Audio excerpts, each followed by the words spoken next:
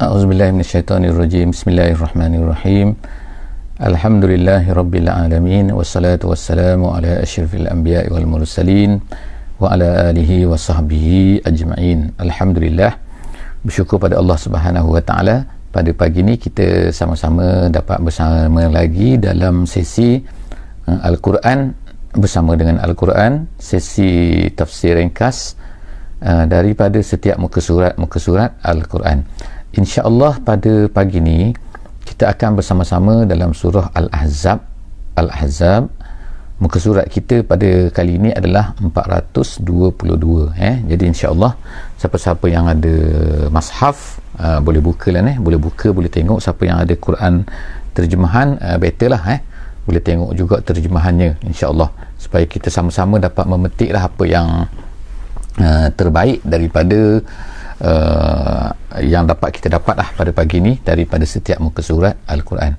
InsyaAllah pada hari ini kita telah masuk kepada ayat 31 daripada surah Al-Ahzab, sehingga insyaAllah kita akan baca sehingga muka surat 35 daripada surah Al-Ahzab. Jadi apakah yang secara keseluruhannya, secara ringkasnya dulu, apakah yang hendak diceritakan oleh Allah Subhanahu wa taala kepada kita mengikut kemampuan yang kita fahamlah insya-Allah kan. Mungkin ada lagi banyak lagi buku-buku tafsir yang besar-besar yang jika sekiranya kita baca, kita akan dapat sesuatu yang lebih lagi lah insya-Allah. Tapi sekadar kemampuan kita pada pagi ni, kita akan baca sekadar-kadarnya insya-Allah. Dan seperti biasa saya ambil sedikit petikan-petikan. Jadi sebenarnya apa yang saya buat adalah membaca daripada yang pertama sekali ialah tafsir Jalalain, tafsir yang sangat masyhur lah di kalangan orang-orang kita, terutama yang ada di Nusantara, yang sedang belajar di pondok, di mana-mana majlis ilmu. Bacaan buku tafsir ini adalah satu tafsir yang popular kerana dia adalah tafsir yang ringkas, simple, tetapi Imam Jalaluddin As-Subki dan juga Iman Al-Mahalli telah memetik tafsiran-tafsiran yang terbaik daripada buku-buku tafsir yang banyak. Kemudian yang kedua, saya basekan bacaan kepada apa yang ditulis oleh Syekh Said At-Tantawi dalam bukunya Al-Wasit, tafsir Al-Wasit. Kemudian sedikit juga saya ambil daripada khawatir yang dibuat oleh Syekh Sya'rawi, siaran dalam televisyen Arab, tapi dia bercakap dalam bahasa Arab Fasar lah, Arab Mesir Fasar, yang sangat bagus juga tafsir tersebut kerana dia berkait dengan isu-isu moden dan sebagainya. Jadi insyaAllah kita akan baca pada pagi ni. Isu pada pagi ni yang diberitahu oleh Allah, yang diceritakan oleh Allah dalam muka surat ini ialah tentang isu isteri-isteri Nabi sallallahu alaihi wasallam. Apakah yang patut mereka buat, pujian Allah terhadap mereka, dan kemudian lagi Allah Ta'ala akhirnya menyebutkan pada ayat 35 daripada surah Al-Ahzab ni tentang pujian Allah Ta'ala kepada orang-orang yang mempunyai sifat-sifat yang tertentu. Jadi ada sifat-sifat tertentu yang merangkumi lelaki dan juga perempuan. Maknanya bukanlah lelaki sajalah, perempuan pun sebenarnya mendapat sama balasannya di sisi Allah Subhanahu wa taala jika sekiranya mereka bertakwa. Bukan melakukan benda yang sama, tapi bertakwa. Bila takut kepada Allah menurut apa yang ditentukan oleh Allah, mereka akan mendapat pahala yang sama seperti lelaki, walaupun kadang-kala perbuatan mereka itu, apa yang mereka lakukan itu tidak sama seperti apa yang dilakukan oleh lelaki. Berbeza perbuatan dia, tetapi pahalanya mungkin boleh jadi berganda-ganda. Jadi Allah Subhanahu Wa Taala memulakan pada sesi ayat ini, ayat 31 pada pagi ni. Kita baca dulu insya-Allah, moga-moga kita dapat ambil keberkatan. A'udzubillahi minasyaitonirrajim. Wa man yaqnut minkunna lillahi wa rasulih wa ta'mal shalihan nu'tiha ajraha marratain wa a'tadna laha rizqan karima. Sadaqallahul azim. Maksudnya, siapa yang yaqnut, kita masuk pada juz baru pada hari ini, iaitu juz yang ke-22. Kalau kecil-kecil dulu dia panggil juz wa man yaqnut. Dia kata bila wa man yaqnut tu maknanya dah 22 lah tu. Jadi wa man yaqnut ni, qanata ni maknanya ialah al-iltizam ataupun mulazamatut taqwa. Maknanya bertakwa tapi berterusan dengan takwa tu. Jadi itu nama dia yaqnut. Bukan yattaqi. Kalau yattaqi itu maknanya bertakwa sahaja, tetapi bila wa man yaqnut artinya ialah seorang yang bertakwa dan berterusan dengan takwanya. Kemudian Allah Ta'ala sebut sini wa man yaqnut minkunna, daripada kamu. Kunna ni, kamu ni masih lagi berkaitan dengan isteri-isteri Nabi, sebagaimana sambungan daripada ayat yang sebelum daripada ni. Tapi sebagaimana biasalah dalam Al-Quran ini kadang-kadang khitab tu iaitu ditujukan, ayat ini kadang-kadang kita nampak dari segi bacaannya khitab nisa'an Nabi, dia khitab tu ditujukan kepada isteri-isteri Nabi, tetapi ulama-ulama membuat kesimpulannya ialah khitab nisa'in Nabi sallallahu alaihi wasallam juga adalah khitab li ummatihi, iaitu juga adalah ditujukan kepada umat Nabi Muhammad sallallahu alaihi wasallam, jika kecuali ada terdapat tanda-tanda yang ia adalah khusus untuk isteri Nabi sallallahu alaihi wasallam.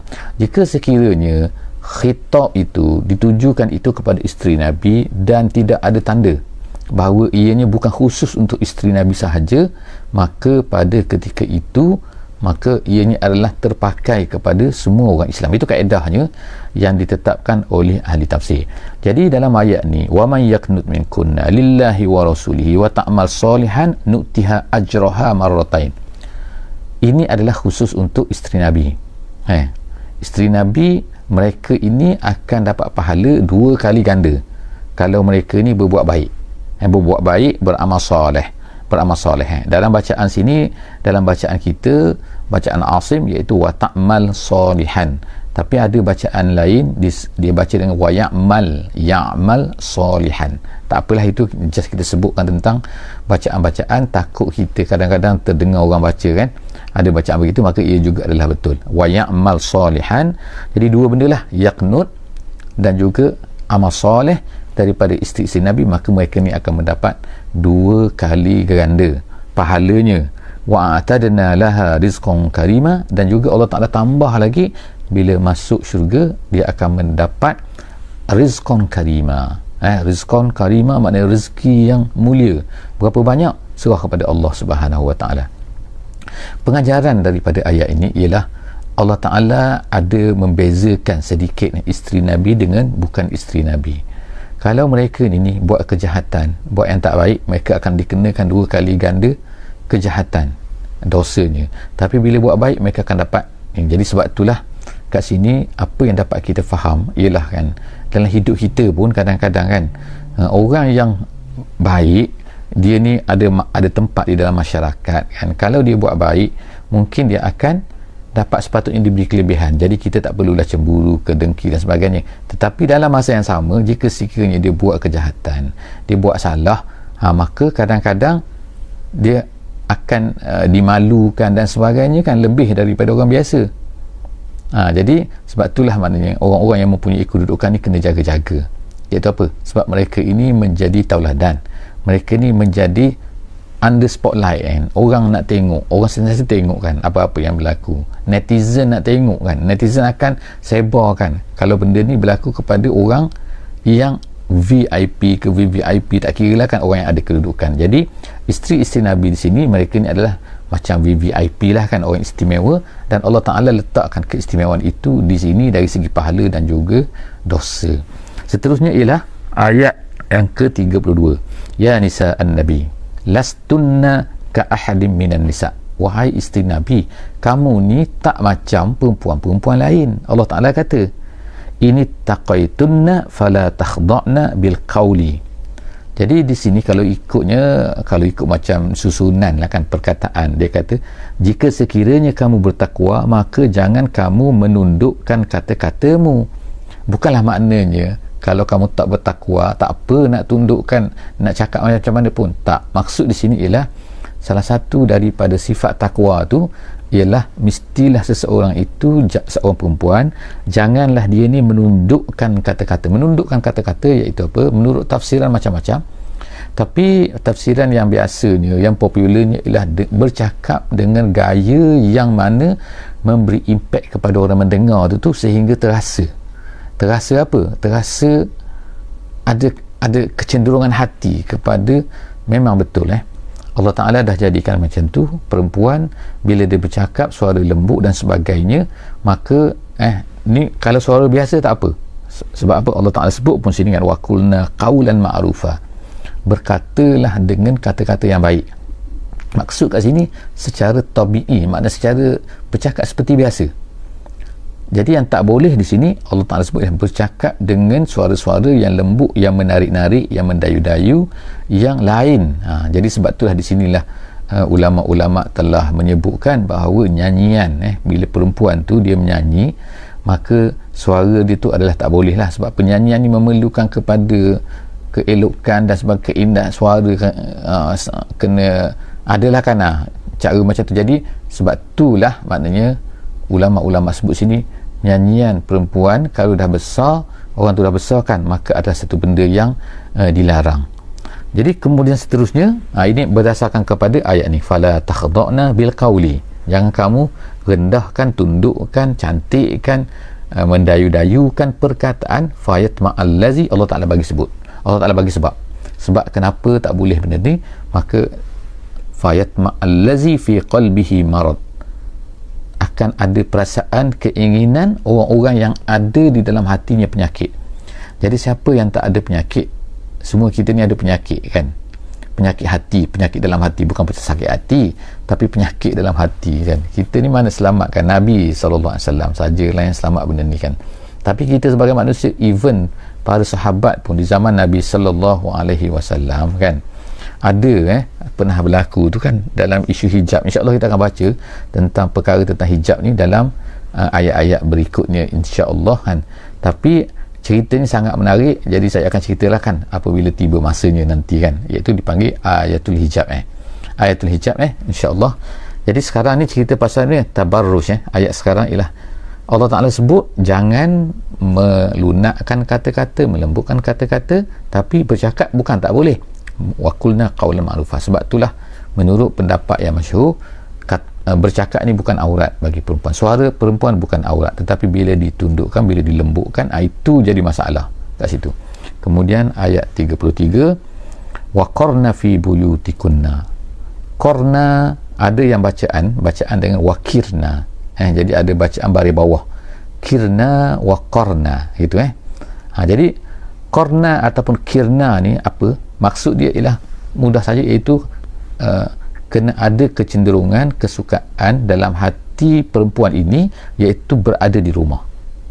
Jangan maknanya kecenderungan dia ialah berjalan di luar, bukan.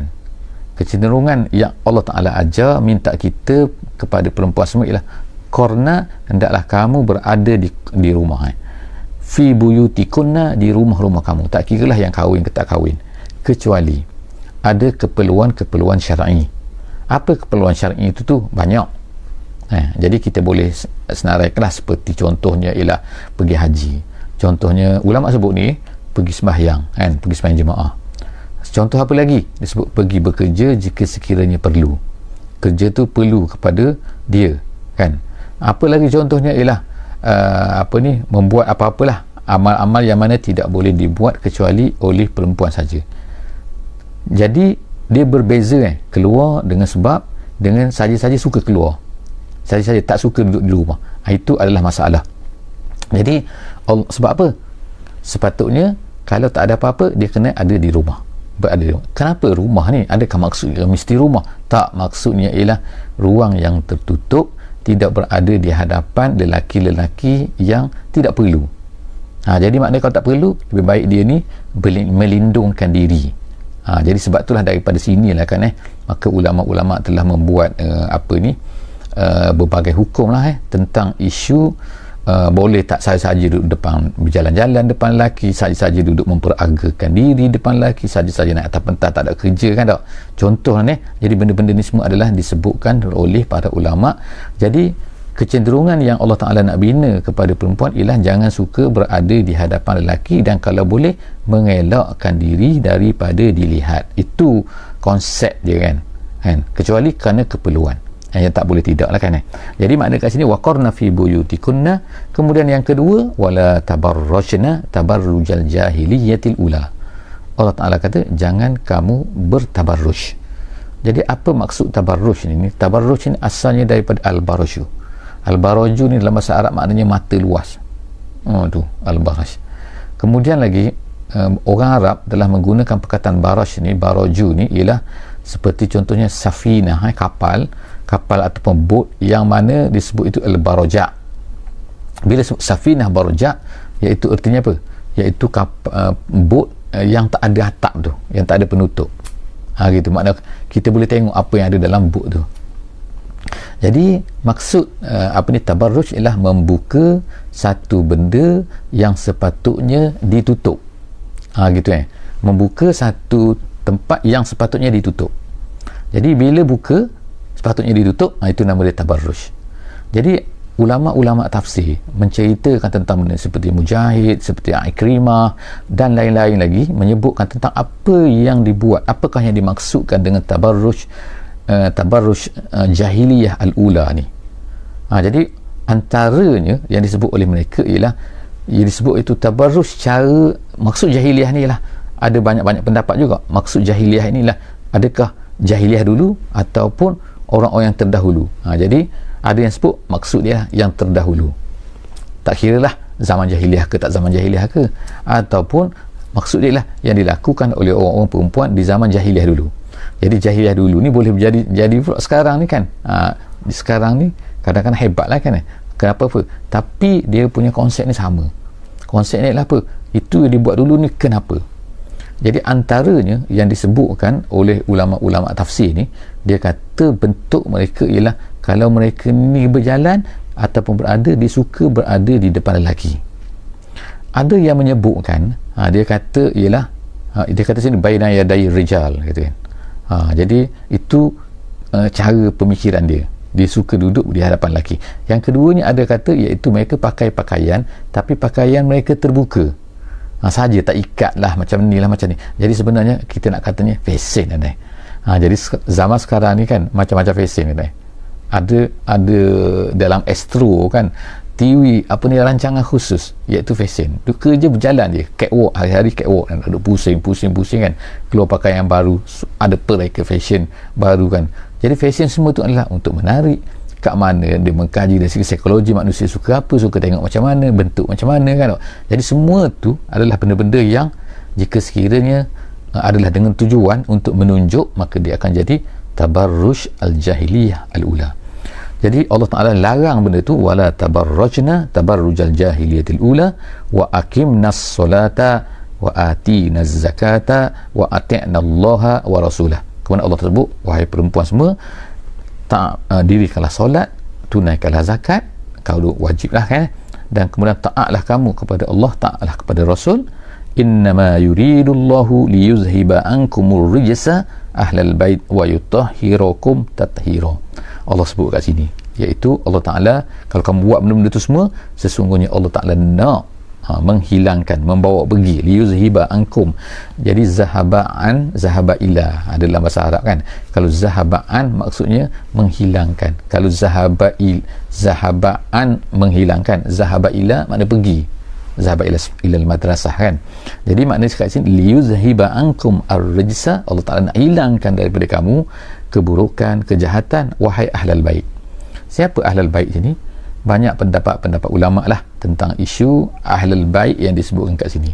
Yang popularnya ahlul bait itu ialah sebagaimana orang Syiah, dia ada pendapat dia lah, dia kata Sayyidina Ali, Fatimah, itu dia ahlul bait.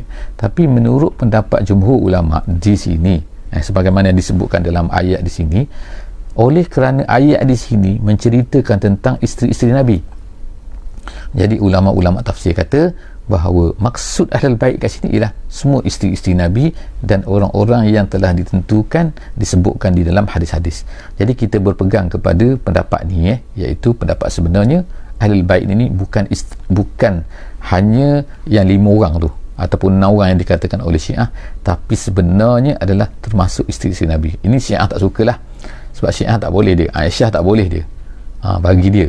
Sebab apa? Aisyah ni menentang Sayyidina Ali, jadi dia bagi Syiah apa-apa yang menentang Sayyidina Ali dia kira tak boleh pakai orang tu, walaupun dia sahabat isteri Nabi ke tak kira. Sedangkan Allah Ta'ala puji isteri-isteri Nabi di sini. Jadi insya-Allah kan Ahlul Bait kat sini ialah termasuklah orang-orang yang semua sekali lah yang kita sebut tu termasuklah, iaitu orang rapat dengan Nabi, keluarga Nabi, dan termasuklah isteri-isteri Nabi. innama yuridullahu liyuzhiba ankum ar-rijsa ahlal bait wa yutahhirakum tathira, dan Allah Taala nak membersihkan. Jadi sebab itulah banyaklah kan ayat-ayat, banyaklah suruhan disebutkan secara khusus. Bukanlah makna sebut secara khusus kita sebutkan tadi bahawa hukum khusus untuk isteri Nabi, tidak, tapi disebutkan tasyrifan. Ulama kata tasyrif maknanya untuk memuliakan mereka, meninggikan kedudukan mereka. wazkurna ma yutla fi buyutikunna min ayatillahi wal hikmah, dan ingatlah, sebutkanlah apa-apa ma yutla fi buyutikunna, apa yang dibaca di dalam rumah-rumah kamu daripada ayat-ayat Allah. Jadi pendapat yang kuat mengatakan sini ialah disuruh kita baca di rumah kita ni ayat-ayat Allah, ayat Quran dia kata sini kan. Tapi ada juga pendapat kata tak semestinya ayat Quran, termasuk ialah apa saja yang berkaitan dengan untuk mendekatkan diri kepada Allah Subhanahu Wa Taala, termasuk dalam tu. Wal hikmah situ pendapat masyhur adalah al hadis, maknanya nak kenalah dibaca dalam rumah tu Al-Quran dan hadis, ataupun apa-apa yang berkaitan dengan kebaikan, yang mendekatkan kepada Allah Subhanahu Wa Taala untuk family. Innallaha kana latifan khabira, Allah itu maha latif dan Allah itu maha khabir. Kemudian ayat yang terakhir, ayat 35 pada muka surat kita, muka surat 422 pada pagi ni, iaitu apa? Allah Ta'ala telah menyebutkan, membilang-bilang beberapa sifat-sifat orang-orang yang baik. Ayat ini dikatakan turun, ada dua disebutkan sebab nuzul tentang ayat ini. Yang pertamanya ada seorang perempuan bernama Ummu Ammarah Al-Ansariyah, nama dia. Dia pergi kepada Nabi SAW. Dia kata dalam Quran ni, ayat yang turunlah setakat tu, dia kata sebut pasal lelaki, kita orang tak sebut pun, kita orang perempuan ni tak sebut pun, lalu turunlah ayat ini. Lalu ada satu riwayat yang lain yang hampir sama juga, iaitu tapi dia tak sebut pasal Ummu Ammarah ni, jadi saya tak sebutlah kan. Tapi yang pentingnya ialah perempuan-perempuan pun nak juga, dia kata kami pun kan nak masuk dalam ayat Quran juga kan, kami pun nak buat baik juga kan. Jadi akhirnya turunlah ayat ini. Jadi ayat ini disebutkan dengan clear lelaki perempuan, padahal secara keseluruhannya yang kita fahamlah insya-Allah kan, mengikut ahli tafsir kata semua ayat yang menyebutkan tentang lelaki sebenarnya termasuk perempuan secara automatik. Ayat yang menyebutkan tentang perempuan tak masuk lelaki, itu untuk perempuan kan. Jadi ayat yang lelaki tak masuk, termasuk sekali perempuan, tapi ayat yang sebut perempuan perkataan termasuk lelaki. Jadi contohnya tadi lah kan, wa qarna fi buyutikunna wa la tabarrajna tabarrujal jahiliyatil ula, tak masuk lelaki, tu perempuan lah yang kena tu kan. Okey, insya-Allah. Jadi Allah Taala sebutkan sini yang pertama sekali muslimin muslimat, iaitu orang yang tunduk pada Allah. Kemudian mukminin mukminat, saya tak explain lah kan, just sebutkan dua. Yang pertama Islam, yang kedua iman. Wal qanitina wal qanitat, orang yang kunut, qanit lillahi ta'ala, berterusan beriltizam dengan takwa. Was sadiqina was sadiqat, orang-orang yang benar.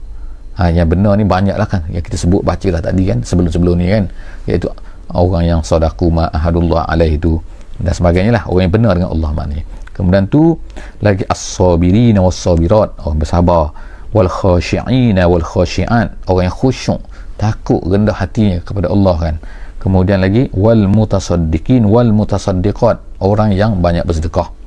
Kemudian lagi was-saimina was-saimat, orang yang berpuasa, lelaki dan perempuan.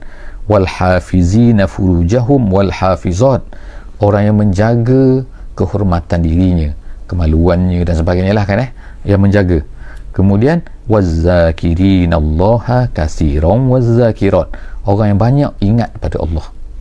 Sentiasa ingat, bukan sebut Allah banyak kan, tapi mana ingat, sebut dan dengan hati sekali, mulut dan hati. Okey, kemudian a'adallahu lahum maghfiratan wa ajran azima.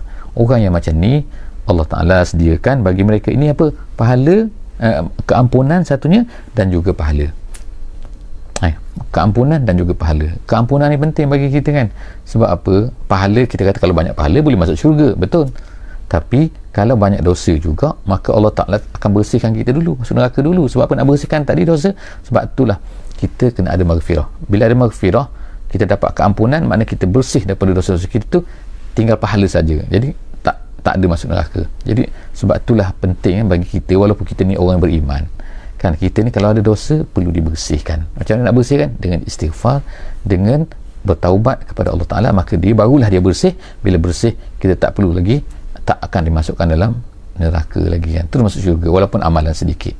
Sebab itulah kita kan, walaupun amalan sedikit, kalau amalan banyak tapi dosa banyak juga, nanti kena masuk neraka juga kan. Jadi insya-Allah kita mohon keampunan daripada Allah Subhanahu Wa Taala. Moga-moga Allah Taala ampunkan kita, bersihkan dosa kita, dan kita akan dapat masuk syurga, tak perlu lagi masuk neraka kan. Moga-moga kita berlindung kepada Allah Subhanahu Wa Taala daripada dicampakkan ke dalam neraka. Aqulu qawli hadza wa astaghfirullahal azim li wa lakum wa billahi taufiq wal hidayah. Wassalamu alaikum warahmatullahi wabarakatuh. Subhanakallahumma wa bihamdik, nashhadu an la ilaha illa anta, nastaghfiruka wa natubu ilaik.